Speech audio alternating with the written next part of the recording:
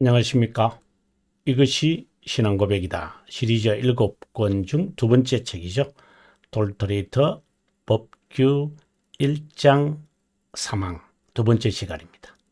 우리의 주제는 복음 선포에 관한 것인데 1장의 주제가 하나님의 선택과 요기, 일명 무조건의 선택입니다. 그 중에 세 번째 사망이고요. 오늘은 그 강의 두 번째 시간입니다. 그러면 본문을 읽고 우리가 강의를 시작하도록 하겠습니다. 본문의 내용입니다. 76페이지일 거예요, 여러분. 그죠? 밑에 한번 볼까요? 76페이지. 맞네요. 자, 76페이지의 내용을 읽겠습니다. 여러분 책이 있으면 같이 저와 함께 갔으면 좋겠습니다.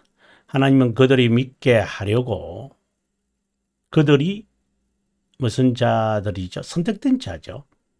그런데 이 항에서 요한복음 3장 16절을 이제 이야기하면서 누구든지 그를 믿는 자마다 이랬으니까 믿게 하려고 하나님은 가장 기쁜 소식을 알리는 메신저들을 자비롭게 기뻐하시는 때 자신이 바라는 자들에게 보내고 그들은 그들의 사역으로 회개와 십자가에 못 박힌 그리스도를 믿는 믿음을 갖도록 부르심을 받는다. 그런즉 그들이 믿지 아니하는 일을 어찌 부르리요? 듣지도 못한 일을 어찌 믿으리요? 전파하는 자가 없이 어찌 들으리요? 전파하는 자가 어찌 들으리요? 보내심을 받지 아니하였으면 어찌 전파하리요? 기록된 바 아름답도다. 좋은 소식을 전하는 자들의 발이여 함과 같으니라. 우리가 지난 시간에 이제 중단에 했던 81페이지 여러분 교과서 81페이지로 갔으면 좋겠습니다. 우리 본문으로 다시 돌아왔습니다. 페이지는 여러분 보다시피 81페이지네요. 81페이지 내용입니다. 그러면 한번 내용을 우리가 한번 조금 페이지를 좀 올려야 될 것 같아요. 이렇게 되면 딱 맞는 것 같아요. 하나님께서 자신이 바라는 자에게 메신저를 보낸다는 고백은 유기된 자가 성령 하나님의 무상적 제안을 거절한다는 것을 의미한다. 성령 하나님은 죄인에게 무상으로 생명과 구원을 제안하여 자발적으로 믿게 한다. 슬프게도 유기된 자는 자신이 처한 위험에 관하여 danger 무관심합니다. 생명의 말씀을 완강히 거절합니다. 선택된 자는 다르다 이렇게 이야기를 하는데요. 여기 바라는 자 이제 같은 내용입니다. 여기서 여러분 우리가 한번 생각하고 들어가야 될 것 같아요. 자, 하나님께서 죄인에게 외적 부르심이라는 단어 좀 어려운 단어인데 일단 빼고요. 복음은 누구에게든지 선포되잖아요. 근데 이제 여기서 자칫하면 아르미니우스파와 개혁신앙인들의 이제 헷갈리는 선이 있어. 우리가 지금 위기 크라시스인데 잘 들으시면 좋겠습니다. 주의 깊게 들어주시기 바랍니다. 죄인에게 복음이 선포되죠. 하나님의 입장에서는 그 죄인에게 선포되어진다고 하더라도 우리가 볼 때 죄인들에게 복음이 선포된다 하더라도 하나님의 입장에서 보면 선택된 자에게 주시는 거죠. 이건 하나님의 측면이고 우리의 측면에서는 죄인에게 모든 인류에게 복음이 선포되어집니다. 선교사님들이 전도하시는 분들이 또 교회 안에 참된 교회 안에 선택된 자도 있고 유기된 자가 다 섞여서 이제 혼합되어서 그냥 뒹굴어 살아가기 때문에 정확하게 모르죠. 본인도 모르는데 죄인 가운데 있기 때문에. 자, 그런데 이제 섞여서 자신이 죄인이지만 하나님이 정한 때에 이제 메신저를 보내어서 이게 메신저를 보낸다는 것은 뭐 선교사가 가가지고 예수 믿으십시오 이렇게 말하는 것도 포함하지만 그건 하나의 부분에 불과한 것이고 말씀을 들어야 되겠다. 사람을 통해서 말씀을 들을 수 있고 전도를 통해서 들을 수 있고 방송을 통해서 들을 수 있고 어릴 때 들었던 것을 성령께서 기억하게 할 수도 있고 다양한 방법으로 메시지를 듣게 하세요. 그걸 들으면 죄의 위험을 깨닫게 돼. 이게 이제 이 단계가 딱 와요. 이게 이제 효과적인 부르심이라고 이제 우리가 그 웨스트민스터 소교리 대교리 문답에서는 이제 그렇게 말을 하죠. 76문에서 그렇게 말을 하는데, 네, 생명의 이론은 회개예요. 그런데 그것에 대한 반응을 할 때 선택된 자만 반응을 한다? 아니에요, 여러분. 유기된 자도 척해요. 이것은 제가 조심시키려고 하는 거예요. 순종하는 척해요. 무지라고 하는 자가 그 철로 역정에 존 번연이 정말 잘 쓴 것은 그 죽음의 강도 지나서 전성문 앞까지 온다 그러잖아요. 실제로 그런 것은 아니겠지만 어쨌든 그만큼 자신의 고집으로도 의지로도 온다는 거예요. 네. 그런데 어쨌든 일반적으로 본다면 선택된 자들이 복음을 듣고 위험에 처했다는 것을 깨닫는다. 이건 일반적 원리를 지금 말하는 거예요.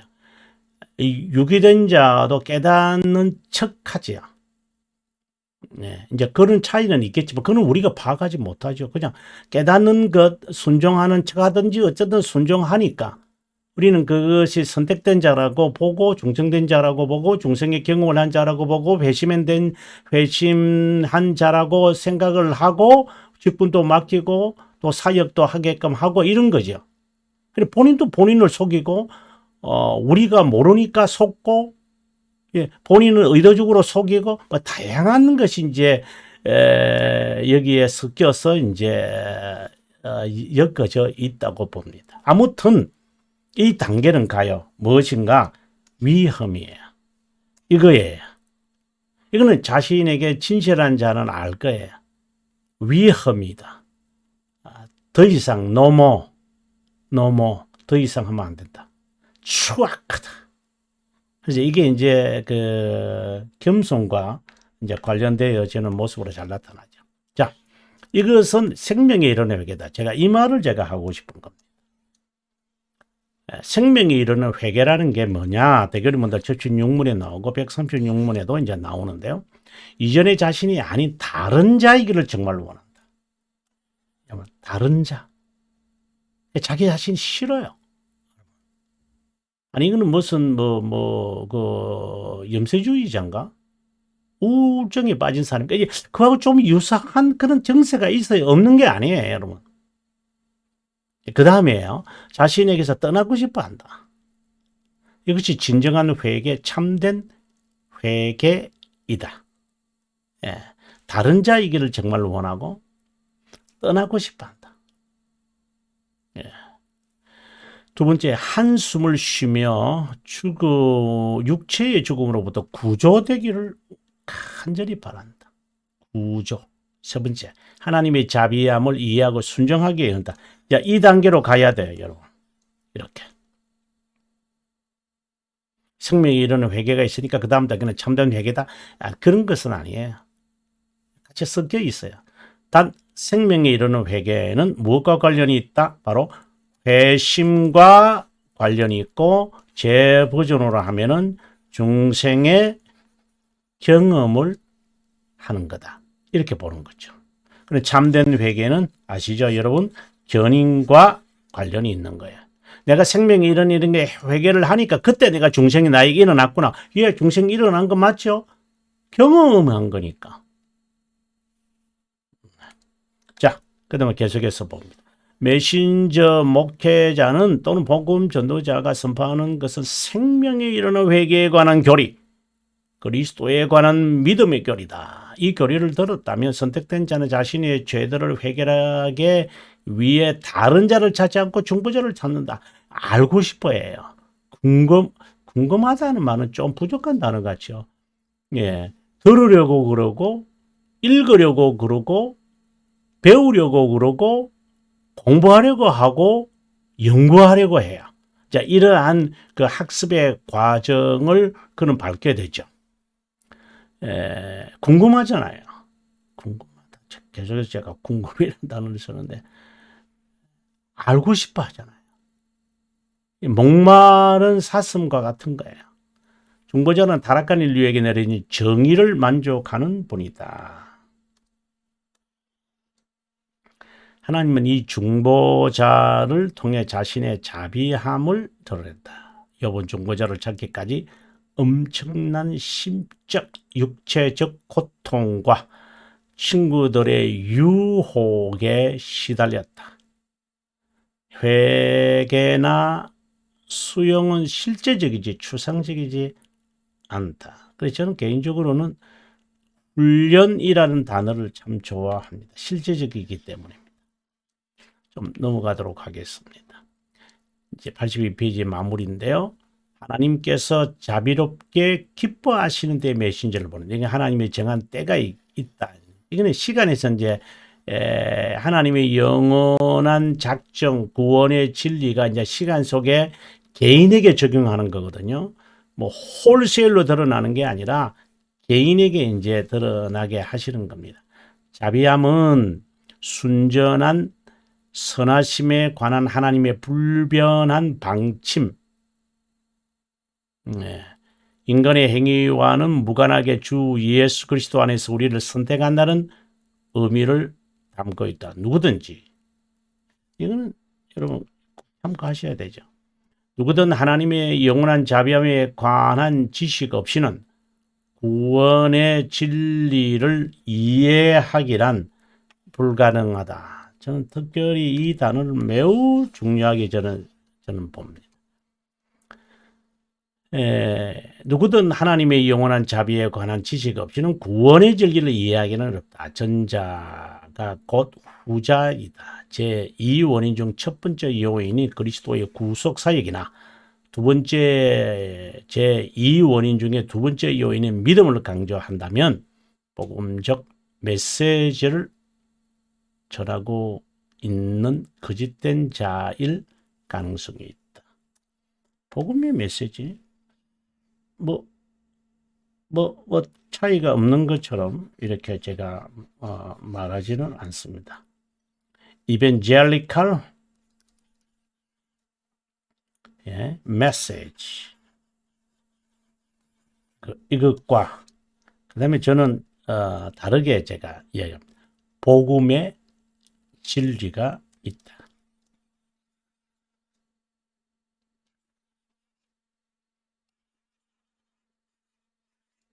뭐 이렇게 해도 되고요. 아니면 gospel of 이렇게 뭐 gospel of truth 이렇게 해도 되겠네요. 뭐 이것보다는 이게 낫겠네요. 복음의 진리다. 진리의 복음이다. 이건 다르다 이 말입니다. 이게 복음인 척한 메시지. 근데 이것은 진리의 복음입니다. 진실한 복음이죠. 복음의 진리예요. 그리스도에 관한 거예요. 근데 이거는 복음화를 위한 메시지. 이건 다르다. 아니 그것을 제가 31페이지와 61페이지에서 이야기하는데요. 잠깐 한번 보고 가면 좋겠습니다. 예, 제 31페이지인데요. 복음의 메시지가 아니라 복음의 진리와 같아 좁은 문과 좁은 길로 드나들기 때문에 찾는 이가 적고 힘듭니다. 복음은 포도주와 달리 기분 전환용도 아니고 담배와 달리 인이 박히는 것도 아닙니다. 그리스도의 보혈이란 붉은 빛을 가졌다고 해서 포도주라고 보시면 안 되고요. 고난과 인내의 사역이 있다고 해서 인이 박혔다고 말하면 안 됩니다. 좀 제가 대조를 좀 하고 있는데요. 도금된 납덩어리는 여기서 제가 말하죠. 무기는 같이요. 도금되어 있으니까 금처럼 빛나요. 복음적 메시지처럼 전하는 자가 떠나거나 환경이 바뀌면 본래의 생활이나 죄성을 가진 그런 자로 변환합니다. 속았다고 얘기하기 때문에 난폭한 독을 뿜어냅니다. 그 독스를 뿜어냅니다, 여러분. 그걸 보면 알아요. 복음적 메시지를 가지고 도금된 납득을 왜 속았다고 생각이 드니까. 아니면 겉으로는 지 성격을 드러내는 거지만 실제는 그렇지 않아요. 예, 자기가 속았다는, 자기도 못 깨닫는 거죠. 이제 겉으로는 네가 나를 속인 게 아니야 이렇게 말을 하지만 실제로는 자기가 자기를 속인 것에 대한 분노입니다. 자기가 자기에 대한 분노를 화를 못 견디기 때문에 독소를 뿜어내는 겁니다. 이게 바로 복음적 메시지입니다.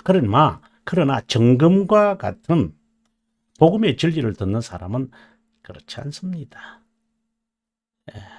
도금된 납득의지를 순전한 말씀인 양, 순금인 양 판매하는 지도자에게는 미련없이 물러나야 합니다.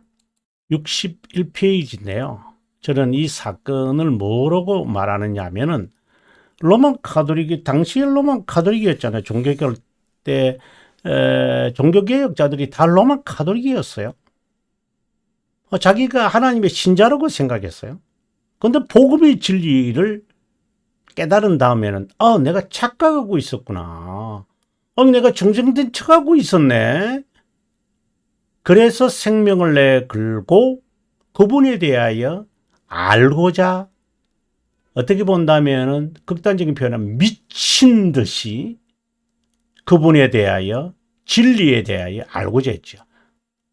복음적인 그 가공된 메시지에 매달리는 그런 것이 아니라 진리에 대한 갈급함이 아주 미친 듯이 등장하게 되어집니다. 그런데 종교개혁자들과 같은 그러한 심정이라고 생각하시면 아마 여러분 복음적 메시지에 매료되는 것이 아니라 복음의 진리에 여러분이 확정되어 있다고 봅니다.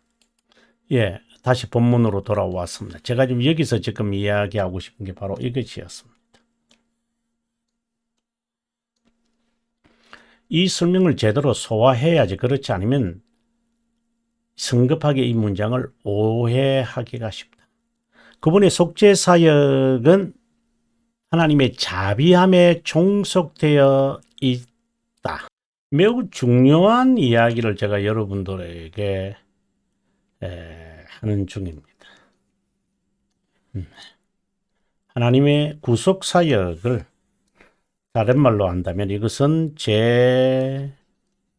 제2원인의 첫 번째 요인이고 이것은 제1원인입니다.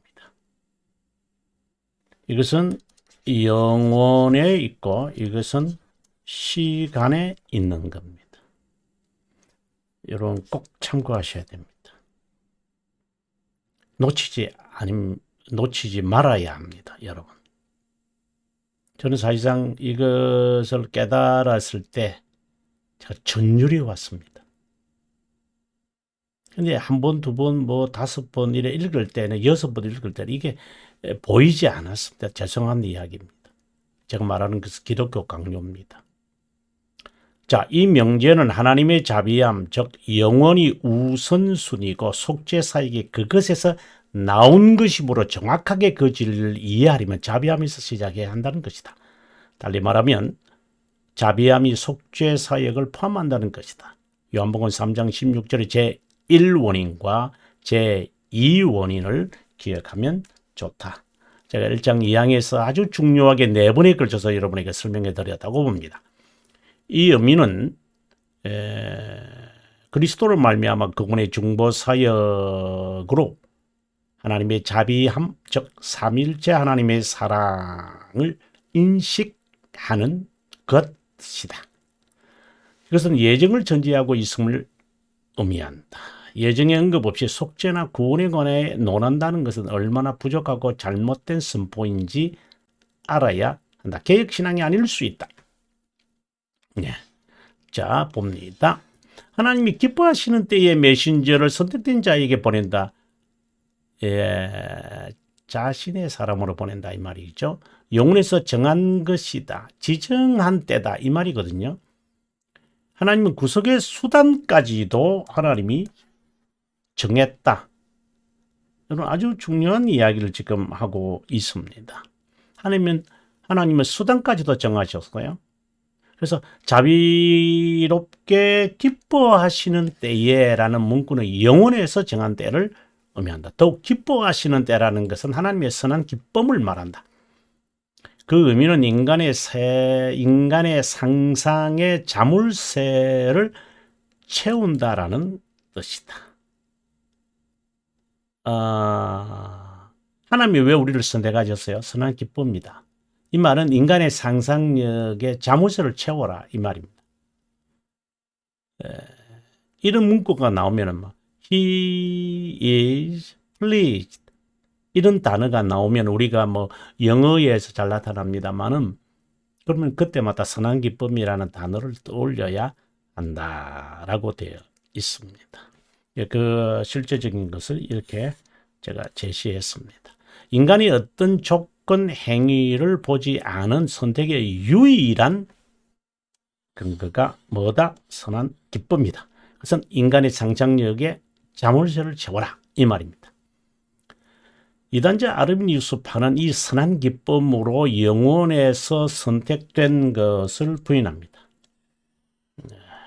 자, 메신저를 보내 회개와 십자가에 못 박힌 그리스도를 믿게 부른다는 고백에서 십자가상에 못 박힘이라는 문구는 그리스도의 구속 사역을 설명하는 대표적 표현이다.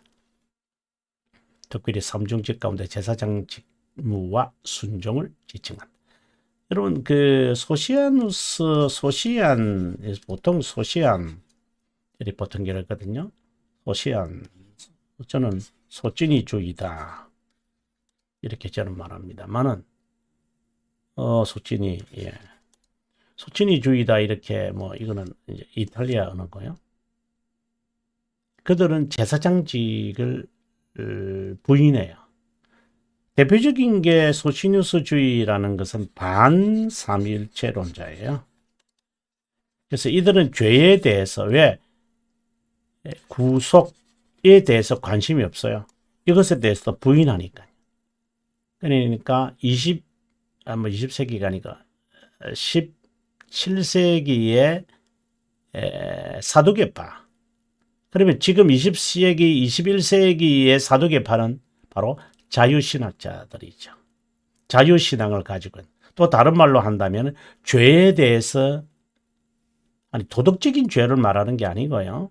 죄라는 그 자체에 대한 싸워야 하니까 우리가 견인해서 그 죄에 대한 설교가 죄에 대한 단어를 언급하지 않는다는 게 아니라 죄에 대한 설교가 없는 거예요. 하기는 하는데 그거하고는 다르죠, 여러분. 아무튼 이 부분에 대해서 관심이 없다는 것은 한번 고려해 보셔야 돼요. 소찐이주의, 자유신학자, 반예정론자까지도 보셔야 돼요. 자, 그리스도의 십자가에 못 박힘으로 표현하고 여기서 좀 뺀 것 같아. 중보자가 우리를 대신해 하나님의 저주와 진노와 저주를 몸소 당했다는 것인데 십자가상에서 못 박혔다. 이 말은 이제 그런 뜻이다. 이 말이죠. 그 결과 우리는 이런 것을 누린다라고 되어 있습니다. 이 고백은 성장 때마다 이루어지고 그것에 따른 삶을 설계한다. 이런 면에서 사도 바울은 예수 그리스도와 그가 십자가에 못 박힌 것 외에는 아무것도 알지 않을 것이라고 선언했다. 이것은 참된 믿음을 의미한다. 성령 하나님은 선택된 자의 심정에 믿음을 밝히고 심으시고 중생이죠. 예수 그리스도의 모든 공로와 그분을 영접하게 된다. 그래서 그분과 그분의 공로입니다. 구원이 필요한 모든 것이 예수 그리스도 안에 있음을 믿음으로 그분을 소유하여 완성된 구원을 누린다. 믿음은 우리의 의이신 그리스도를 영접하는 한갓 도구에 불과하다. 이게 수용한다는 그 자체라고 제가 여러분에게 제 2원인의 두 번째 요인을 설명할 때 1장 2항에서 제가 설명했다고 봅니다. 자, 회개와 믿음을 나란히 배열하고 고백하는데 회개와 믿음은 분리하여 논해서도 순서를 바꾸서도 안 된다. 믿음이 먼저이고 회개가 따라온다. 의순이 아니라 의순을 말하는 것이다. 이제 신앙고백서를 봐도 14장, 15장에 봐도 그렇다. 그 다음에 대교리 문답 72문과 13문의 믿음, 그 다음 76문의 회개, 생명이 이르는 회개죠. 그러면 소교리 문답 85, 86에도 믿음과 회개. 이게 순서, 이건 논리적 순서인데 의순을 말하는 게 아니에요. 예, 의순이에요. 어순이 아니고 의순. 네. 그래서 믿음이 먼저고 회개가 따라 나온다. 회개를 하니까 믿음이 생긴다. 이런 것은 아니에요. 자, 인간 측면에서 보면은 중생의 믿음의 결과처럼 나타나기 때문에 이제 믿음으로 우리가 중생이 되었다. 이렇게 말은 하지만 그는 우리의 측면인 거죠. 믿음은 중생의 한 부분이고 입구고 믿음의 결과는 회개고 믿음의 혜택은 뭘까요? 여러분, 자, 믿음의 결과는 회개. 자, 이야기를 합니다. 자, 그러면은 믿음의 혜택은요? 예, 칭의입니다. 이것이 이제 기독교 강요 3권 11장에서 19장까지 이루어지는 것이고요. 그 다음에 하이델베르그 아시죠? 예, 하이델베르그 59문에서 63문까지 이 부분을 설명을 하고 있어요. 이제 큰 주제가 뭐냐? 믿음의 혜택이다. 그래서 칭의라고 하는 거예요. 이제 칭의 안에는 죄들의 용서가 들어가죠. 자, 아무튼 이 믿음의 혜택이 칭의고 믿음의 결과는요. 그 참된 믿음을 이야기하는 거예요. 지금 우리가요. 바로 회개다. 이렇게 보는 거죠. 그럼 이 회개 안에는 뭐가 들어가요? 자, 제가 정리를 한번 여기서 하고 들어가겠습니다. 네. 믿음의 결과. 회개죠? 네. 믿음의 글자가 너무 마음에 안 들지만 여러분 애교로 봐주세요. 이것은 칭의다. 네. 회개에서 나오는 게 삶이죠. 칭의에서 나오는 게 선행이에요. 다른 말로 한다면 거룩한 삶이지요. 그럼 여러분 이렇게 연관이 될까요? 그래서 칭의 설명이 있으면 선행 설명이 나와요. 회개가 나오면 삶에 대한 신앙 고백이 나와요. 이건 당연한 거예요. 그래서 칼빈 선생도 이것은 3권 죄송합니다. 3권 3항부터 시작을 해서 3항 10항까지 가는 거예요. 믿음의 혜택도 앞서 말씀드렸다시피 11항에서 19항까지 가는 거예요. 이것은 이제 신앙교리 하나의 논리적 순서예요. 의순이죠. 어순이 아니라. 자, 그러면 다시 본문으로 돌아오겠습니다. 자, 87페이지로 넘어가겠습니다. 성령 하나님은 선택된 자에게 믿는 행위. 이 말을 제가 하고, 믿음이라는 거 아이템이 아니라 수용한다는 그 자체도 믿음 행위다. 선물로 주셔서 실제로 깨닫게 하세요. 그래서 생명의 이론의 회개를 하게 한다. 그분은 올바른 믿음을 심정에 심겨, 임플란이라고 그랬죠. 플랜티라고 그랬잖아요. 플란팅. 그리고 밝힌다라고 하는 것은 힌들이다. 이렇게 제가 이야기했죠. 마치 양심에 감춰져 있는 것이 빛 앞에 드러나는 감추어진 죄들이 믿음으로 수용하게 그리스도를 수용해야 되겠다라고 하는 이것이 뭐 논리적인 이야기지만 실제로는 동시에 다 일어나는 거죠. 내가 이걸 어떻게 해야 돼? 바로 다 나여 죽게 되었구나. 주여, 누가 이 사망의 법에서 나를 구원할 수 있습니까? 주님, 주님, 이러한 것이 우리의 심정에서 그냥 전율이 막 일어나죠. 아직 이제 그런 전율이 없는 분들 모르겠습니다. 그 다음 이야기는 주관적인 생각일 수 있으니까.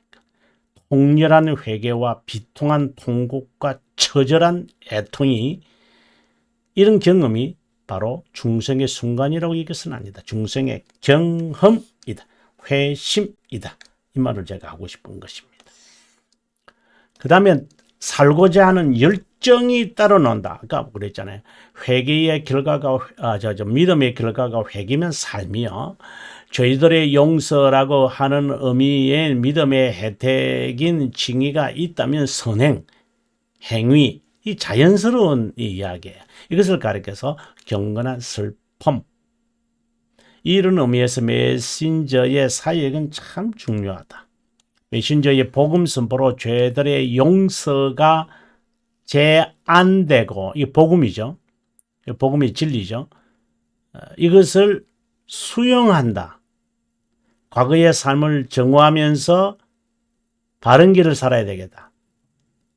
거룩한 삶을 살아야 되겠다. 이렇게 바뀌어지는 것.